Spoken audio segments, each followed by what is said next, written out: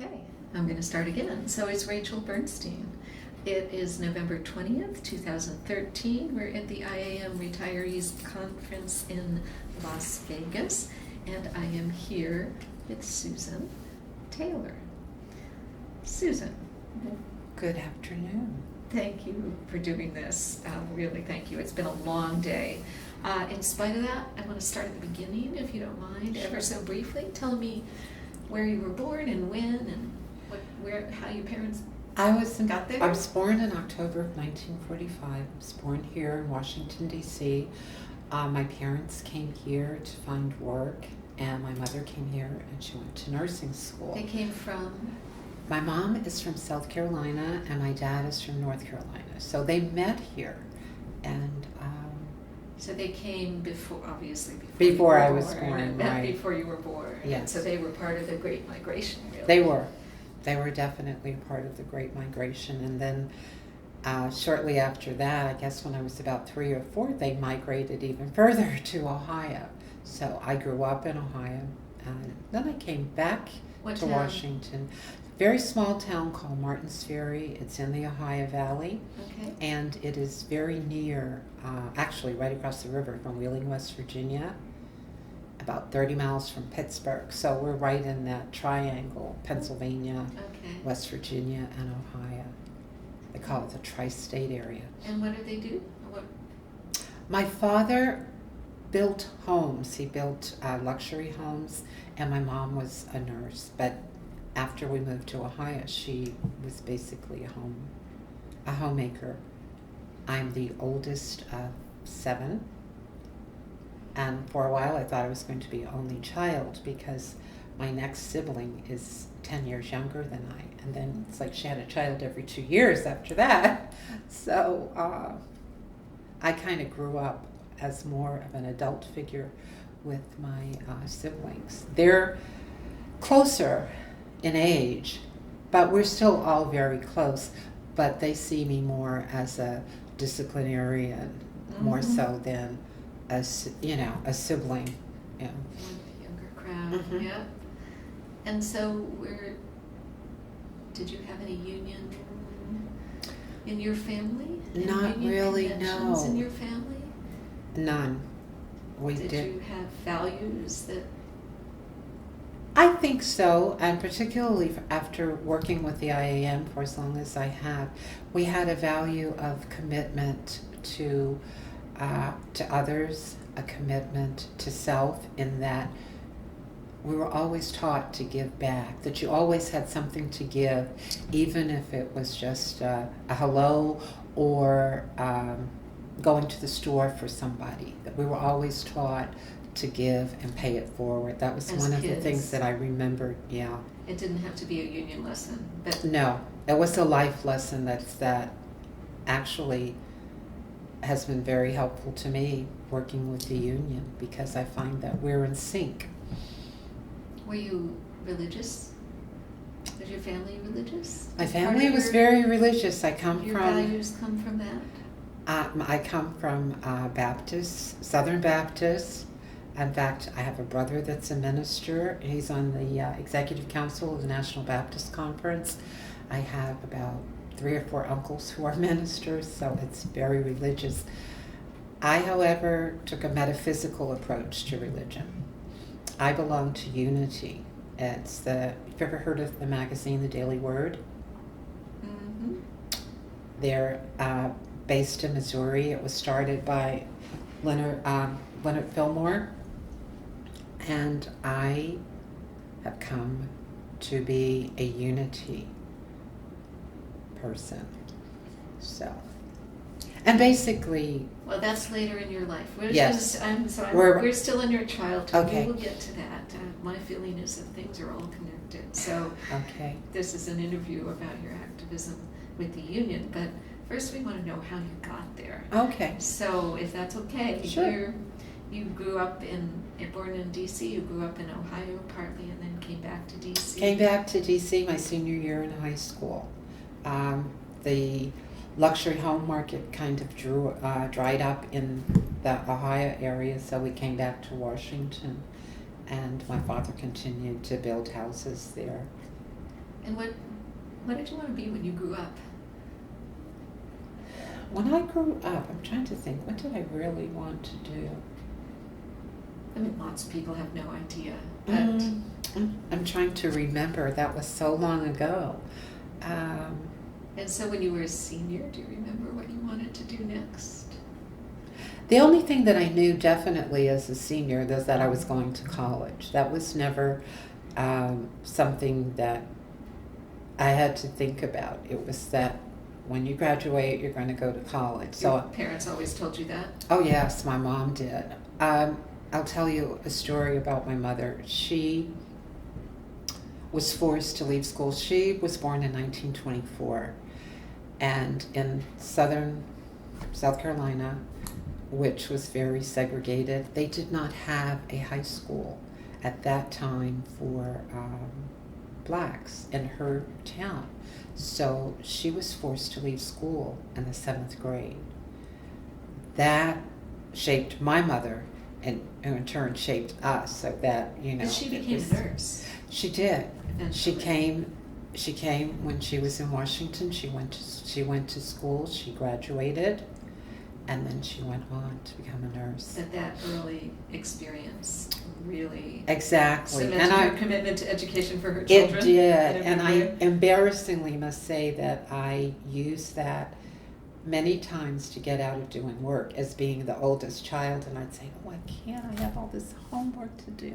And of course that immediately And that got you out of it. 'Cause got they me wanted out of it. Studies to be first. Exactly. That's important. Mhm. So you come back and you're a senior in high school, and so you knew you wanted to go to college. How did you I knew figure that I out was what going to to go college, to? and I enrolled in actually speech pathology, the School of Communication at Howard University. In fact, we were the first graduating class from the School of Communication. Oh. So that was in... And what drew you to Howard? Did you have teachers who told you about it? It was the most inexpensive at the time, and it was a well-known black university, one of the premier black universities in the United States. Absolutely. So, It's got a huge reputation. mhm. But did you choose it partly because it was a historically black university? I chose it partly because it was the most inexpensive in Just the area. repeat the I mean, to obvious. be very honest, No, because it was the that's most fair. inexpensive in the Okay. area. Yeah. And what was it like? It was a great experience because, to be honest, growing up in Ohio, there were only two black families in my town, mine and one other.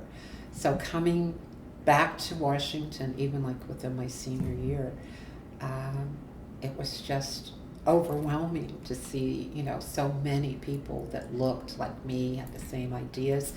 And it was interesting because I was kind of catching up. The music, there were music and songs if I'd go to a party with friends, and I thought, was that a new song? And I said, no, it's been out for 3 years. Wow, I didn't hear it at my own town. So that was Quite an adjustment. very much so. Very much so. So much of an adjustment at the end of my first semester, I had a 1.9 GPA. Oh dear. Because I was having fun. This is in college. This is in college, yes. Yeah. I'm guessing your mother read you the Riot Act? Oh, more than that. But that changed very quickly, yes. So did you get involved in any political activities when you were in college? I was involved in, you know, people think that I think Howard, if I remember correctly, I believe that we were the first to take over the administration building in protest. Oh, no kidding. We did that, and then I think afterwards Kent State took over, but we didn't get the same press. But we were among the first to take over because of we wanted more black education, black history in school, and we wanted better teaching and, you know, more studies. So I was involved with that.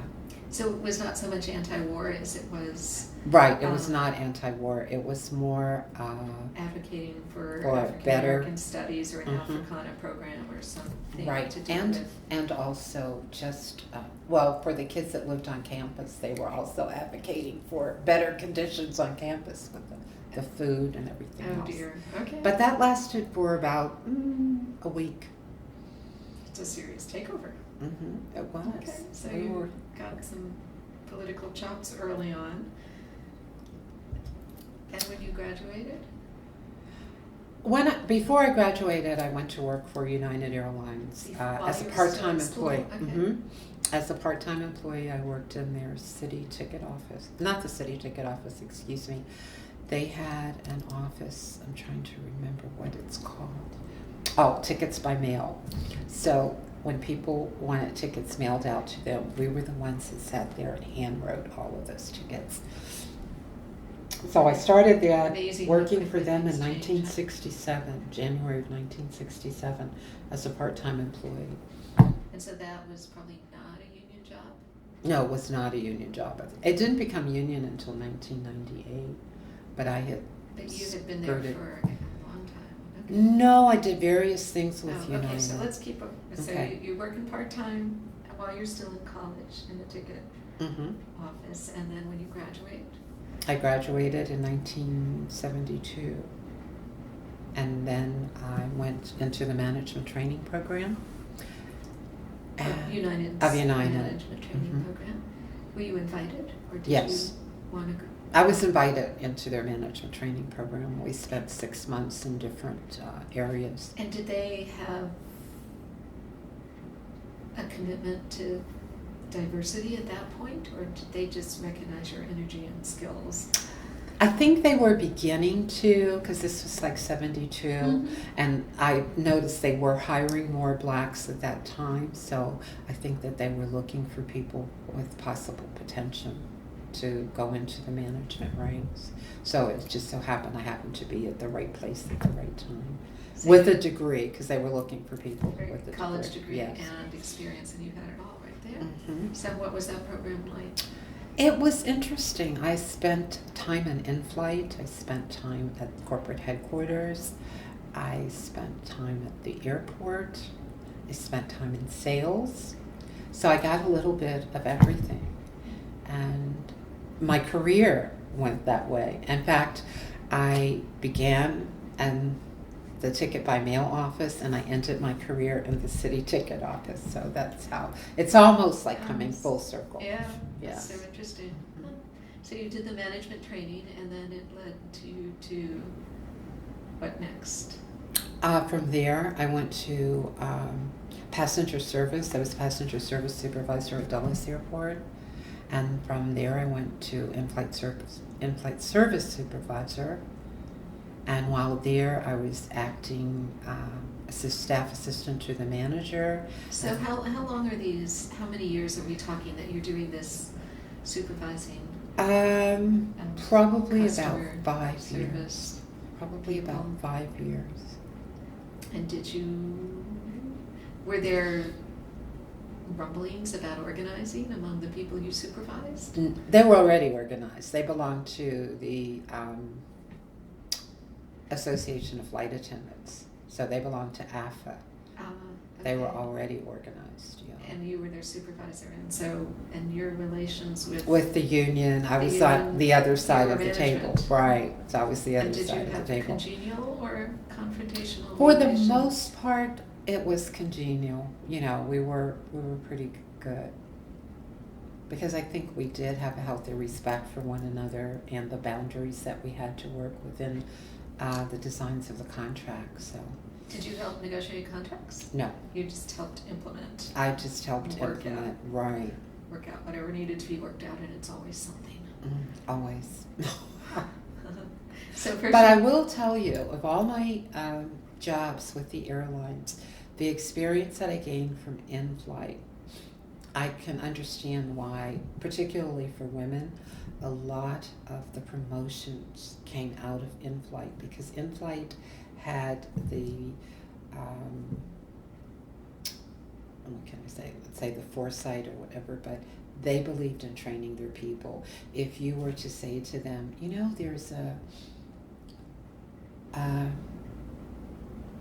conference or there is a program on diversity at EXO and I'd like to go, they said fine. Really? And that was good. Yes.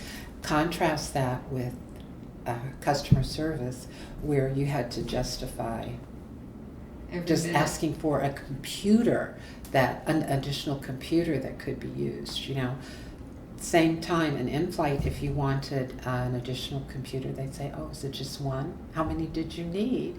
And it was coming from that climate into a climate, you can have whatever you want, anything to promote your development, you got it, you don't have to.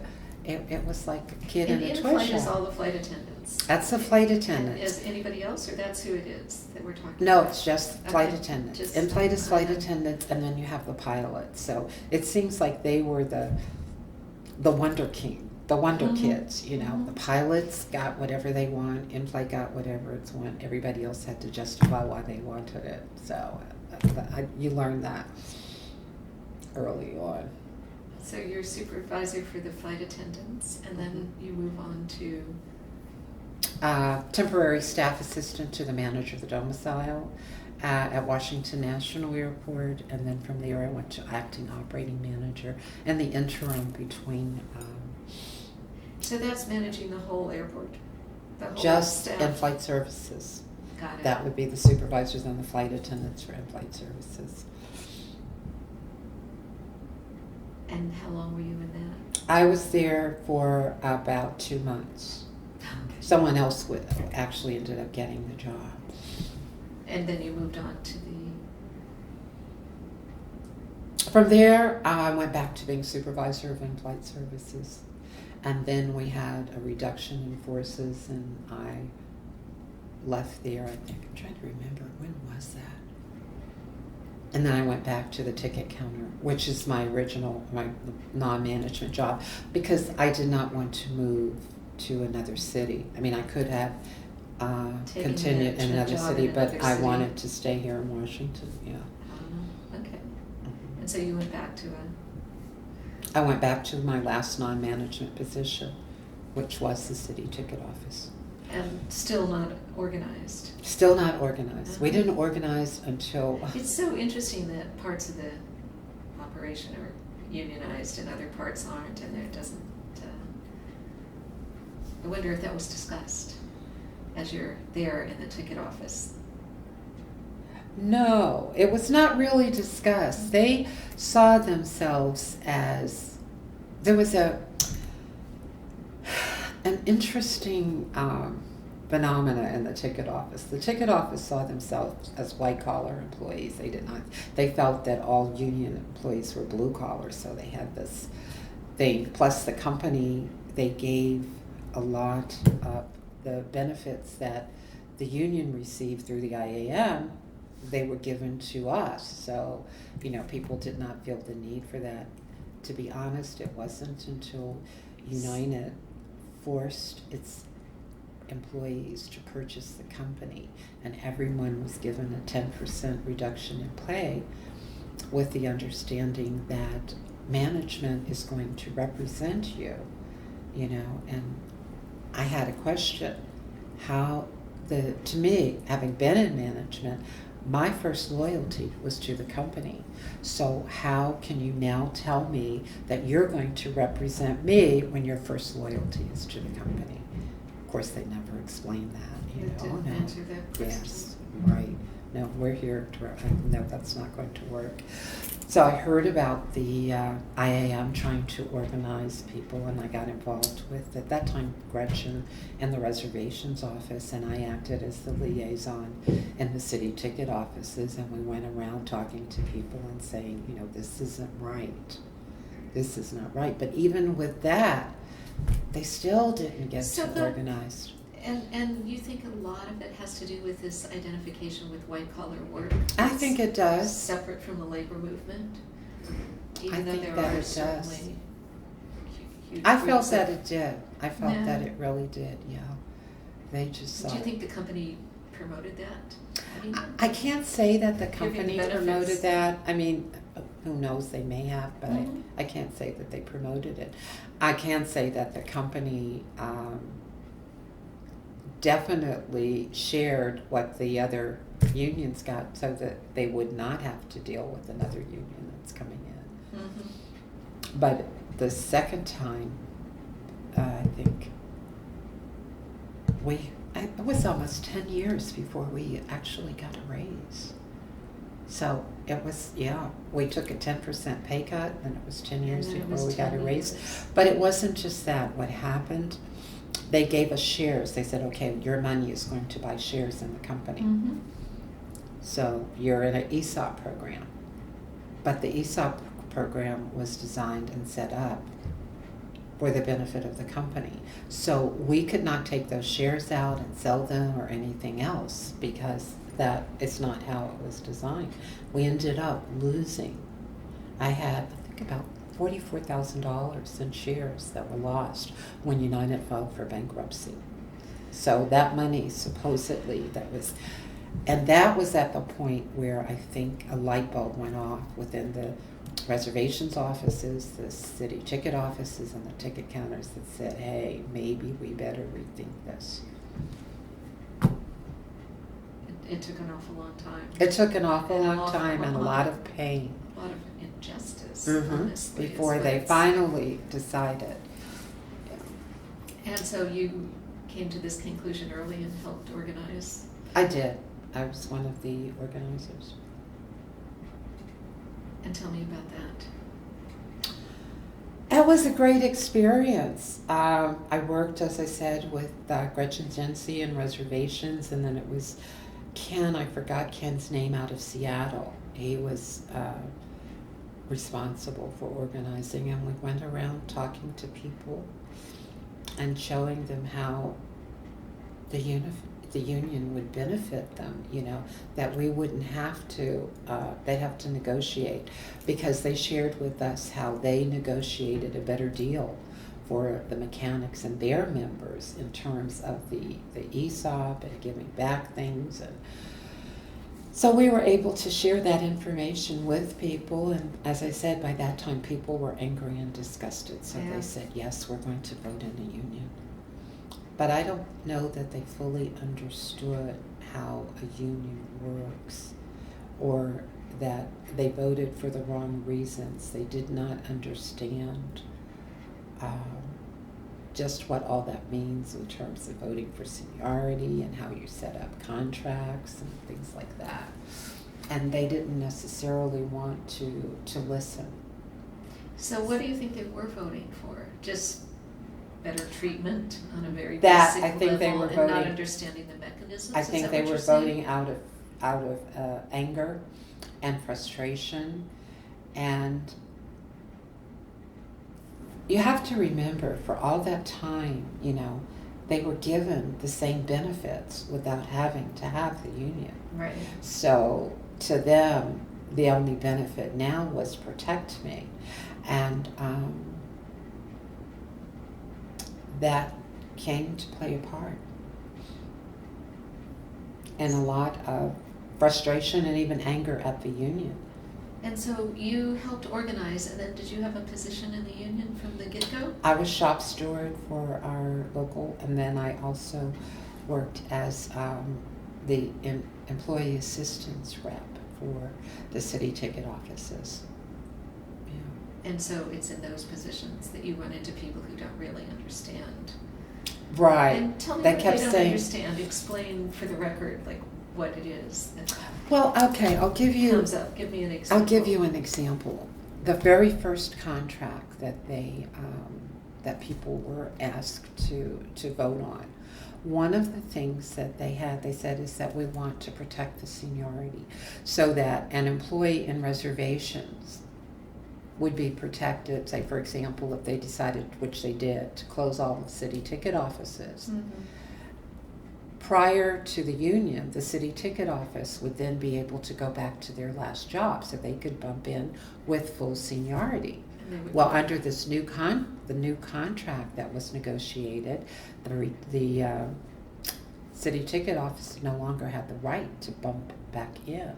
They would have to go back as a really almost rehire for the position. And they could not go in at their current salary. They went in at the beginning salary.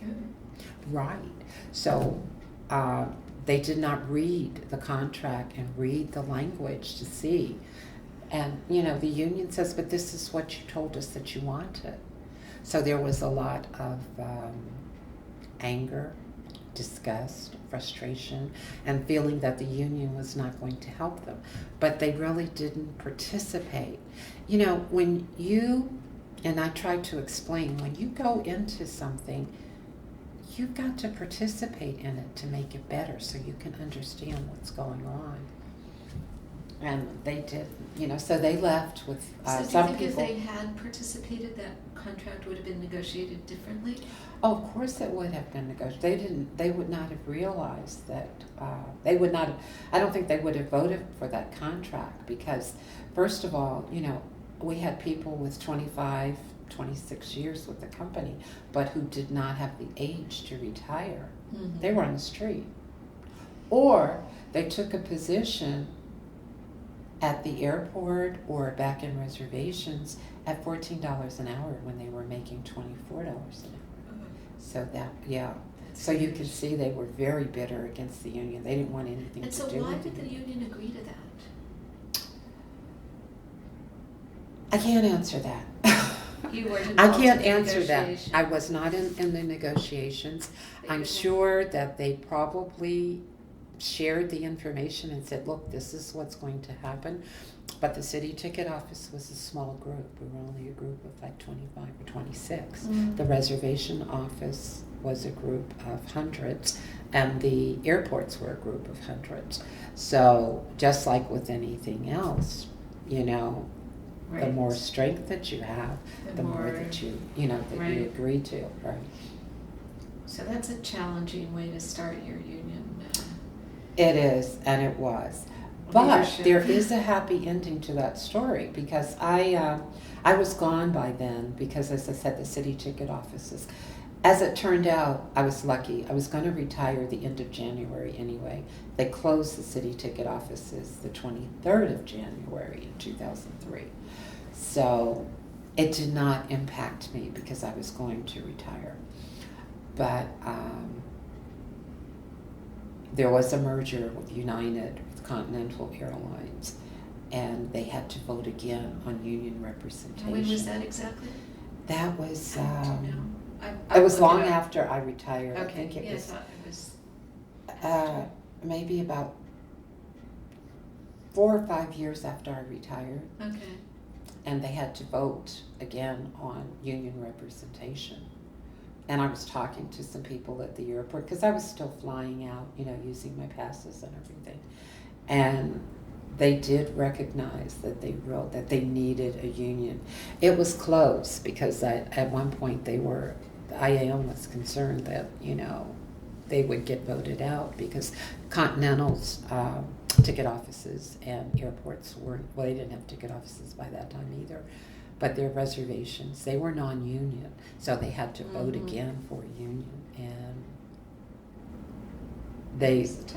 it was tough, but they prevailed. So the IAM is now still representing them.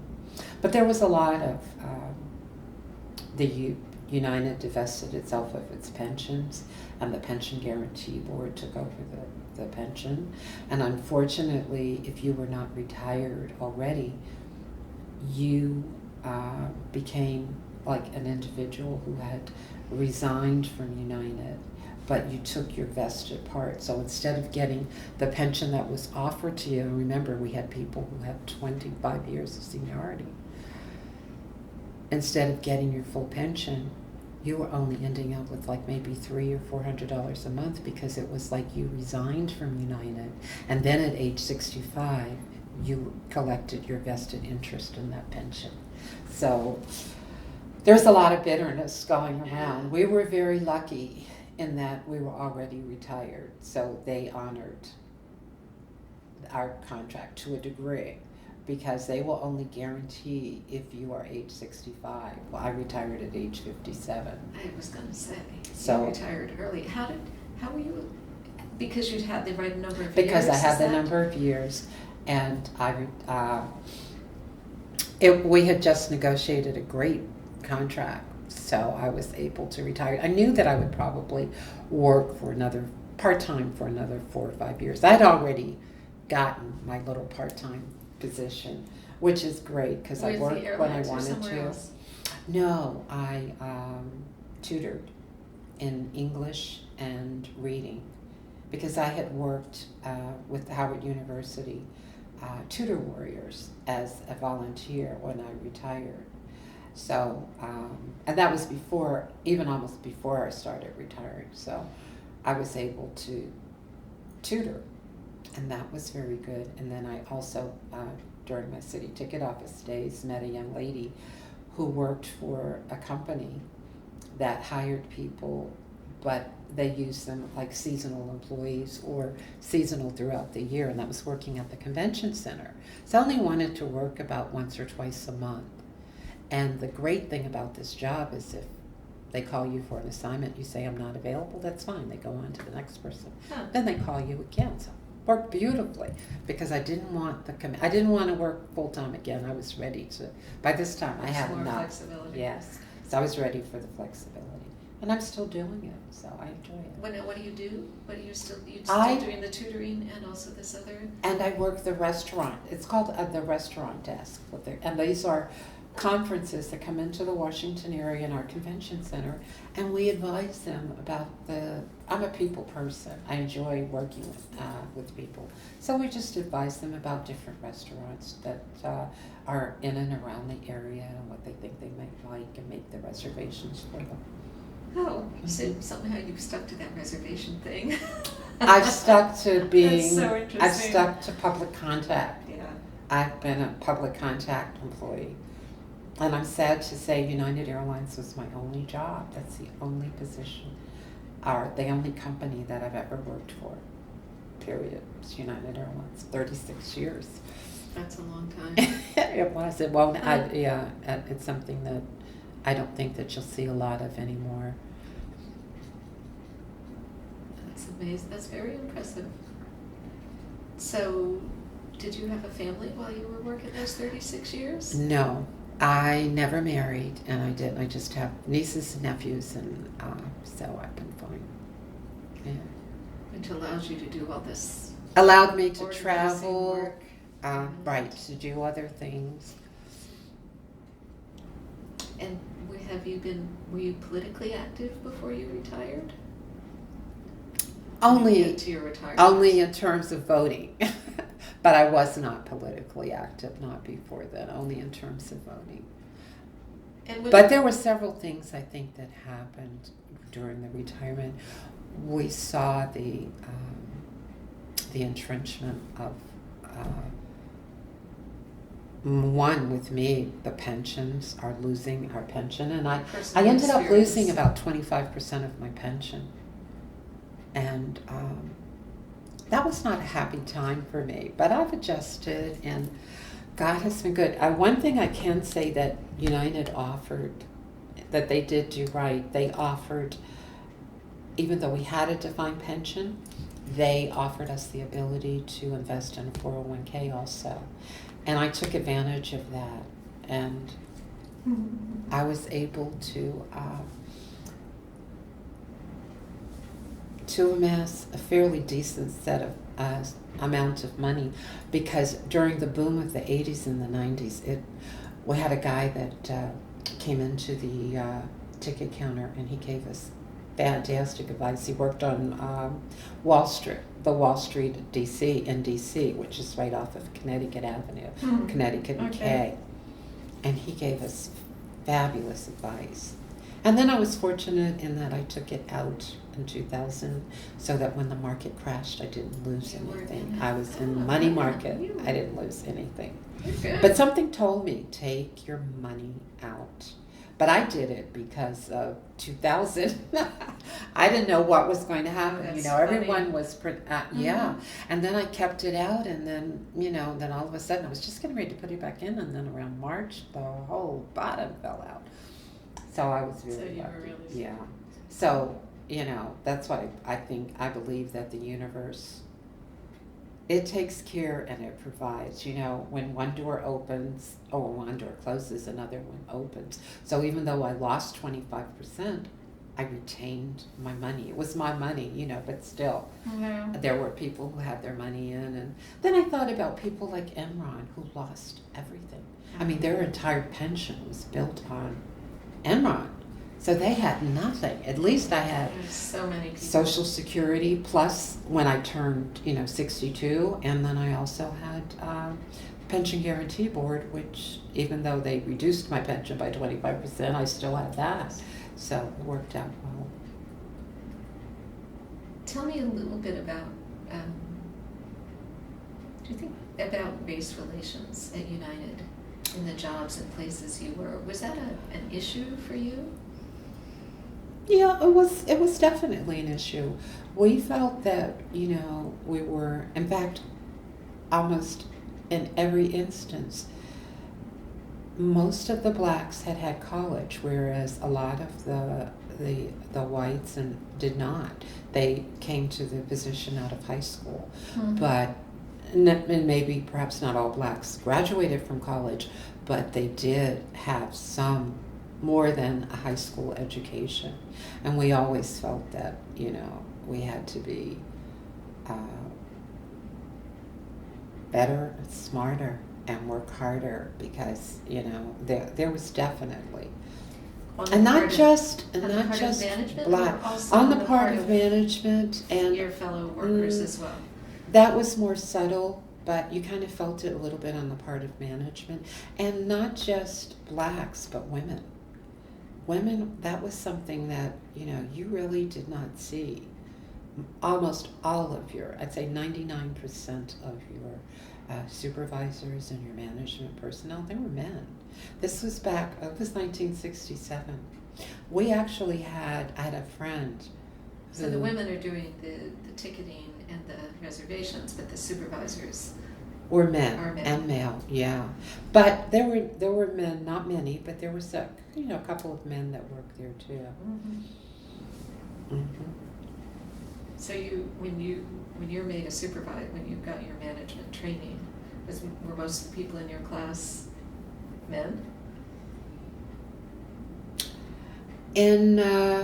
For the most part, yes. I think there was one other woman. And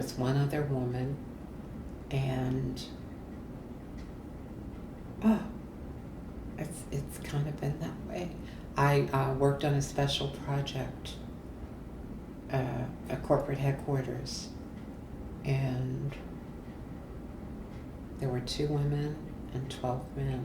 So it was always, it was a male-dominated. And did that strike you at the time, or did it? Well, you really kind of didn't think about it so much. That's just the way it was.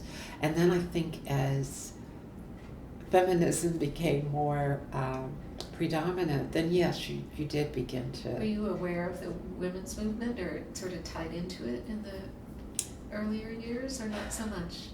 I was aware of it. I probably kept an interest in it, but I wasn't really tied into it, no. Because you were, obviously you were making your way. Now I belonged and to holding your I own. belonged to an organization of management that was called Women in United. So I did belong to that organization, but that was, that was about the extent. What kind of organization was that? What did they do? Basically, it was women in management getting together, sharing ideas. You were supposed to look for mentors, but I really didn't find mentors there in that organization. Didn't seem to work that way for me. Did you have mentors outside? I did not receive mentors. Oh, outside? Yeah, there were people that I had a dear friend who was actually he was military and older, about 10 years older, and probably he helped shape my ideas more than anything else. And then later on, of course, I would say Charlie McCallum and Maria Cordoni, they would probably be the two people that I would say were my mentors. So that's after, must be after you retired? I was after I retired. You In retired fact, I so worked young. for, I retired in January and I started working with Maria in March 2003, that same Now, year. how did that happen? Did she line that up ahead of time, or did you No, go find her? What happened? Tell me. It began as I got an invitation to join the retirees meeting, or to come to a retirees meeting. Mhm. And then from that we developed a friendship and a relationship. So what kinds of things did you get involved with? You came to work for her doing what exactly? Well, I was president, actually I was vice president of the Metro Seniors, which was an organization of a retirees club that she was trying to organize in the Washington area, and we met once a month. And I'm sorry, we met quarterly. And And we these would are have all different, IAM these, retirees? these would be IAM retirees from, various, Metropolitan area. from the Yeah. Metropolitan, and also Baltimore included. Large metropolitan. Mm-hmm. And actually, we also had Virginia, and some people came up from as far as Newport News. Wow. Mm-hmm. They don't come often or all the time, but they will come. But I worked that with her, and then at that time, Maria, and she still is presently, she is the vice chair on the Seniors Council for the Democratic National Committee, and she asked me to help her with the conference that was coming up. This was during the 2008 election, and they were deciding on the candidates, so everybody was there at that time. Hillary Clinton, Barack Obama, John Edwards, everyone was talking, because they wanted the nomination. The nomination had not been sewn up, yeah. So I helped her with that conference, it was great. That was the IAM conference where all the... No, it was the Tell me. It was the Seniors Council of the the National Democratic Party. And that conference listened to all the... That was the candidates vying for the eye-opening, Well, what a great opportunity. So It was what were your fabulous feelings? Well, Who did you end up lobbying to endorse? actually, it was very interesting, and I think it was very, again, it was one of those things that just was meant to be. I went the next day on Friday after we had the seniors meeting, and then I went back the next day because all of the presidential nominees, our candidates, were going to be there. And I wanted to hear Barack Obama, I wanted to hear John Edwards, and I wanted to hear Hillary, of course.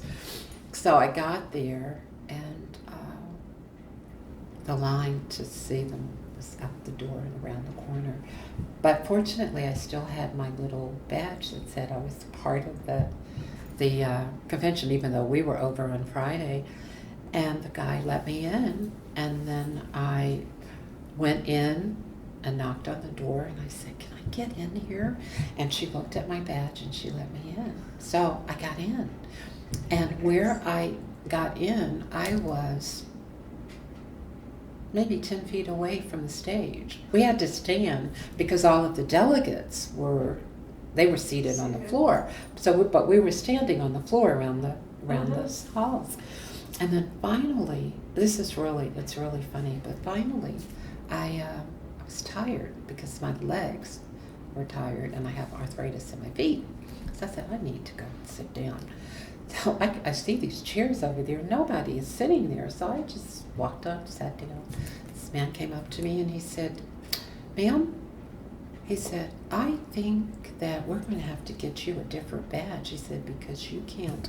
He said, "The Secret Service is not going to let you sit there," because it was very close to the stage, "with just this badge." I said, "Okay, if you think you must." And so a little bit later, gave me the badge, and I was sitting down. A little bit later, Senator Kennedy comes in, and so this is the seat for the senator. Senators. Yes. So it was really funny. So I'm sitting here and I'm talking with this lady, and we're talking, and she said, "Did you get your invitation for for David Plouffe, who was at that time Barack Obama's campaign manager?" She said, "Did you get your invitation?"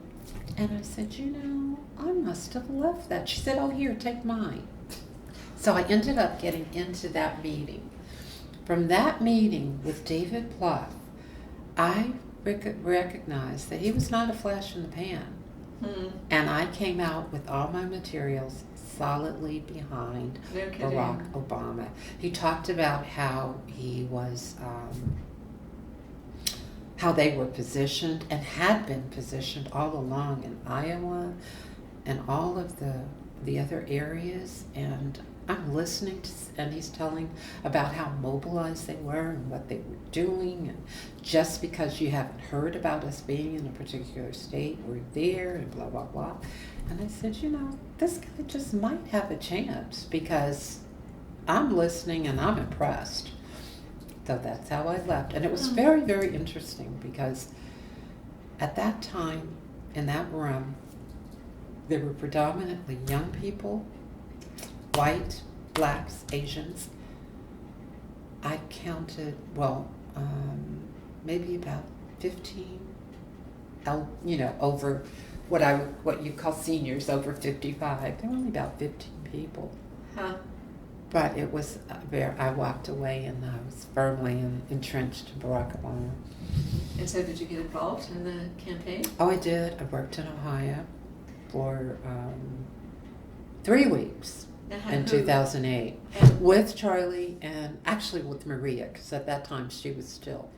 So tell me about how that happened. How did that happen? They just asked us if, as retirees. That's the one thing that I do so much enjoy about this union. They utilize their retirees. They feel that there is a place for us and that we can make a difference and a change.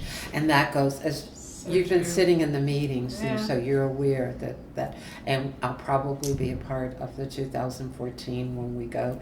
Right now they've identified 3 possible states: Wisconsin, Florida, and Ohio again, to go back to for the congressional elections, because they feel that there are some Tea Partiers who might be vulnerable. So we're going to go. So let's go back and to 2008. So they, okay. Maria and Charlie asked you to come to Ohio, and you pack up and go for how long? That time we went for 3 weeks. We left. And what was that like being there? It was great. We worked with the other unions. We worked out of the International Brotherhood of Electrical Workers. Manned phones, knocked on doors, prepared packets and leaflets for the people who knocked on doors to distribute. There were a lot of young people in that campaign. There were a lot Were of they young working people in the with you, campaign, or but was we this were a separate working predominantly with union. Uh-huh. So, and there were young machinists. We had National NEA, National Education Association, the National Professional Union, Professional Association. They were there. AFL-CIO. Everybody was there. How were you received? Oh, everybody. When you were in the neighborhood, when you were knocking on doors. Some places it was good. Some places it was not so good. We knocked on one door and we were telling them that we wanted to give them some information about Barack Obama and how he hoped that he would vote. Man said, "Not going to happen," and continued to say that, "Not going to happen." We thanked him for his time, and you move on. But usually we went in groups, and we forged friends with people that we still keep into contact with. Yeah. So that it's a great experience. I would suggest that anybody, if you have the opportunity to do it, because as I said, we made a lot of friends. There were people from California, from Ohio, Florida, New York, everywhere. So we had it was great. And so then after that campaign, After Did that, you we went to keep- the Democratic National Convention in Denver. oh, no kidding. Yeah, so again with Maria, helping her with the Seniors Council meeting at the Democratic National Convention. Oh, So that was the epitome for me to be at. I'd never wanted to go to a Democratic National Convention, but I knew that this was going to be historical, whether it be Hillary Clinton or whether it be Barack Obama. This was the one that I needed to be at. And as it turned out, again, I say the universe made it possible. And I wow. was there That's amazing. for the entire week. That's, We were attached to the Maryland delegation. We got to go to the parties that were given by the delegation, the governor's cocktail reception, the county executive of Montgomery County and Prince George's County. They had a lunch at the Denver Botanical Gardens for the Maryland delegation. We were able to attend that, so it was just a wonderful That's experience. An amazing experience. Mm-hmm. You don't know how much I feel like this union has really, I've been able to do a lot of things because of them. That's wonderful. And then after we win the election in 2008, did you stay involved in other political activities did. or groups? I Or did. tell me. I did. We worked with the Alliance for Retired Americans, Mhm. and we also lobbied with them when they called and said we need bodies. You know, we became the background for several press conferences for the Progressional Democrats, which include, and even that, because I don't consider her really a progressive Democrat, not of the same ilk as a Bernie Sanders or Al Franken, but Mhm. we've even provided backdrop for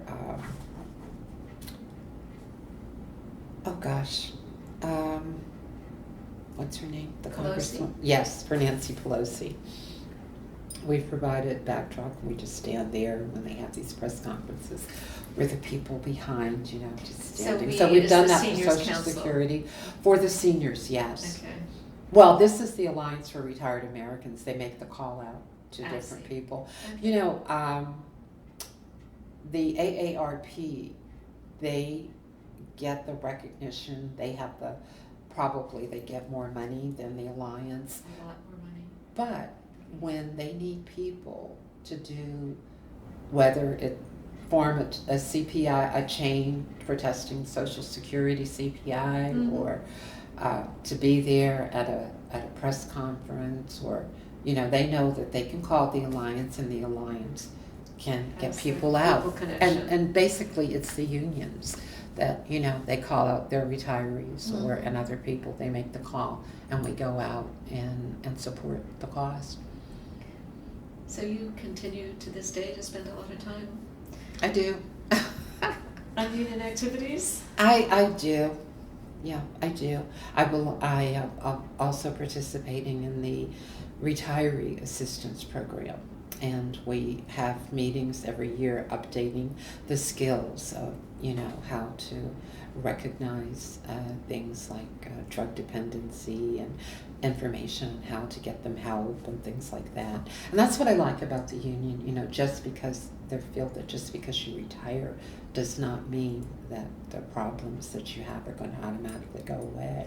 So they then provide that type of service for you. We have a 1-800 number that you can call, and you can get help, you can seek help. Yeah, that's And I've had incredibly people, useful. you know, who come to our meetings and they're afraid. They're afraid they're going to lose their Social Security.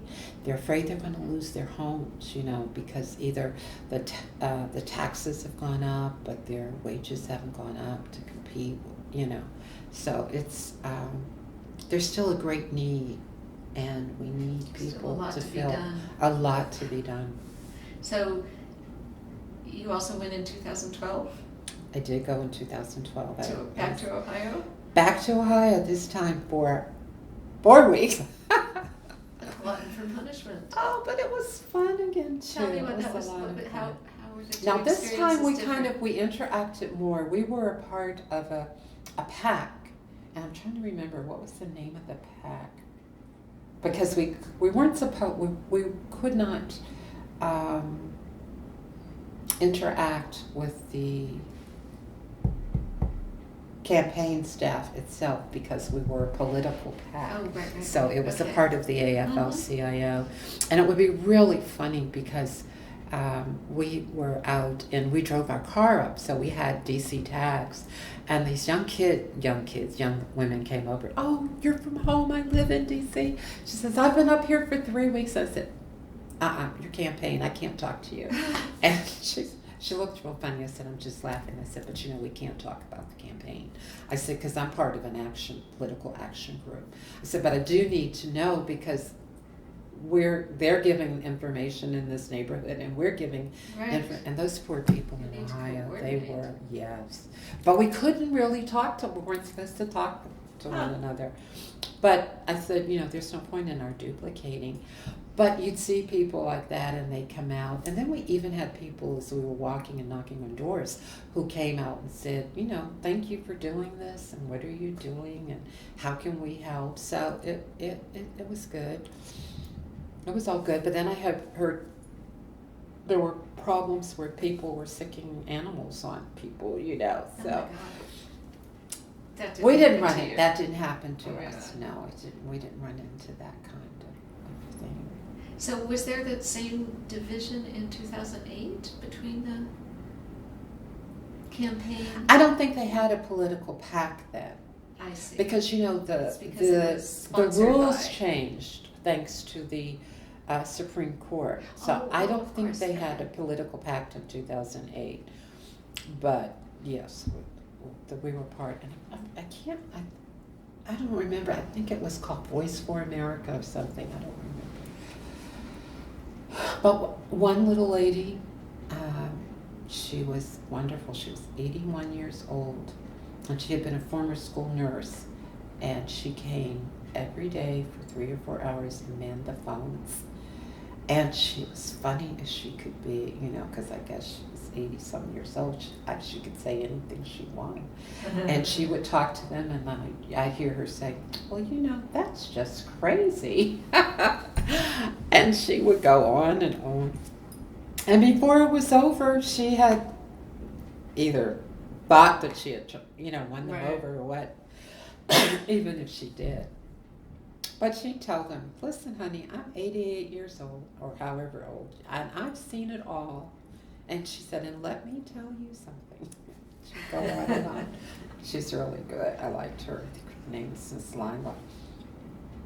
That's great. So you had quite a busy retirement. A little bit. Get some traveling in there also. I love Yes. to travel. That's one of my passions too. And so you said you were telling me about the church that you belong to. It's the Unity Center of Christianity. Its basic belief is that Jesus was a prophet like Muhammad, and that we are all, and he was the child of God as we are all children of God. And he basically said that anything that I can do, you can do. The difference is he was a very enlightened man, and that's what we seek, enlightenment, We'll probably never reach the level of Jesus Christ, but that's our philosophy, that we have a positive outlook. And when I was growing up, I always had a problem understanding the God of the Old Testament and the God of the New Testament, and particularly growing up in a very religious household with a lot of Baptist ministers. And they could never explain to me how you can, what's the word I'm looking for? How the two gods meld, the New Testament and the Old Testament, because the New Testament is just totally and completely different. Old Testament, he's wrath. He's going to kill everybody, and I thought, I don't think of Jesus as a schizophrenic. So I was out in LA with friends one time, and we went to this church. It wasn't Unity, but it was somewhat like that. It was approximately, how old are you at this point? probably about 29, 30. Out of college. Out of college, Okay. just out in LA, having was still working for United, and they before the service or before the sermon, they have a meditation, and I'm thinking, what is this meditation? Very peaceful, very calming, and he preaches basically the power of positive thought. Well, I left that church in such a state of well-being, and it made sense. This is the God that I believed in. That this one that, and it was so. When I came back to Washington, I went looking. They didn't have a church like that, but they did have Unity, and I heard about Unity, and I've been going there ever since. So I've been a member of Unity for like 35 years now.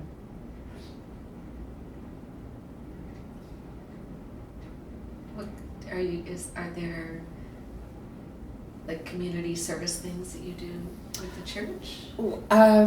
I participate in, we have a Christmas adopt a family. I participate in that. We have every Sunday after church we have a full meal. So every third Sunday I work in the kitchen, and that's preparing the meal. You bring food or whatever, they tell you what's needed, and you get your little email and you send it out and say, I'll prepare this and I'll bring this, and then we all get together and we prepare it. And we have people I know that I don't see in church, but they come in to get the meal, which is fine. That's what we're there for. And what's left over anyway, we send it to the kitchen, to the soup kitchens and stuff. So that's really fine. But the word is out that Unity has a meal on Sunday, every Sunday after church. So I do that, and I sing in the choir. Are you going to make a rap video for the union one of these days with your great voice? I won't be doing that, no. Well, I'll leave that to Ron McGahee. He's the rap person. It's quite a story about how that came about. Oh my goodness, he was just telling me that earlier. Oh, it's really great. I wish everyone could look at that. It's funny. You'd think it would get more play on YouTube, but I don't think a lot of, well, I don't know. Maybe we need to get on Twitter and Instagram and all the rest, and it would get more hits. Mm. Oh, but they're getting more and more. Yeah. Actually.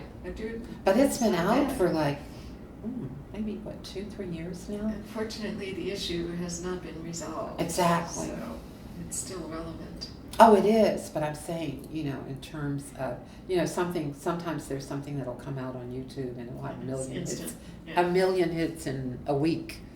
And this has been out 3 years, and I think they have, 155,000 or something like that. So what did I forget to ask you? I don't know. Tell me more about the the projects. The one thing that I think of more than anything, and I think it helps describe my feeling for the union as well. One of the responsibilities as the president of Metro Seniors, I look for speakers that are going to give information, and we went to our state offices in Maryland and asked the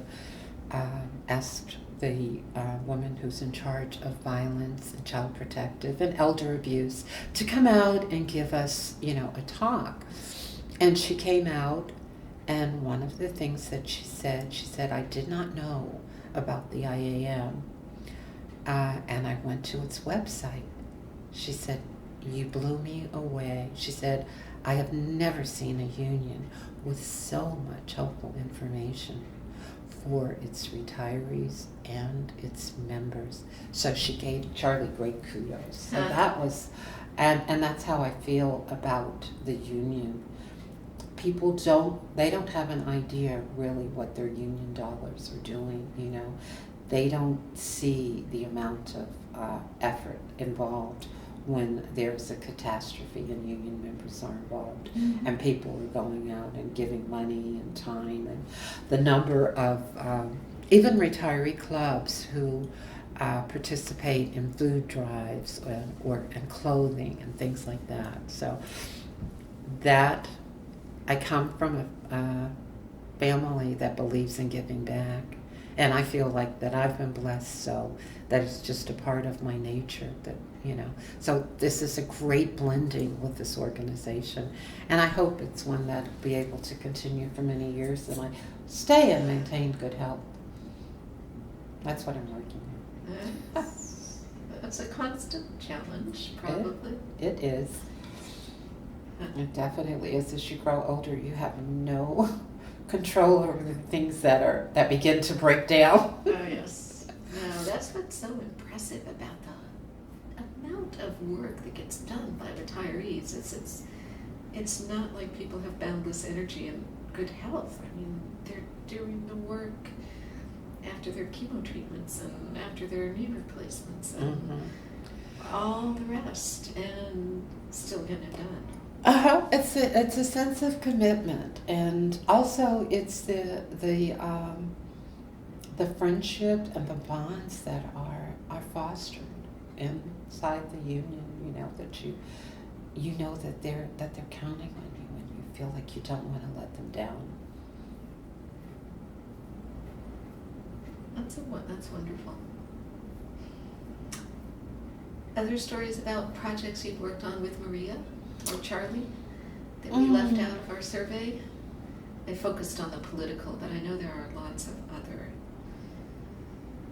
Well, we've worked just in preparation for meetings like this, and both with Charlie and Maria worked with in preparation for meetings for the Metro seniors, and I usually will go up to the office, and if Charlie's not available, it's okay. I work with Lenore and Angie, and then we just pass on information of what we thought about with Charlie to get his okay to do that. And that's really about it. Well, I thank you so much Oh, you're for welcome. doing this, and I know you've had an incredibly long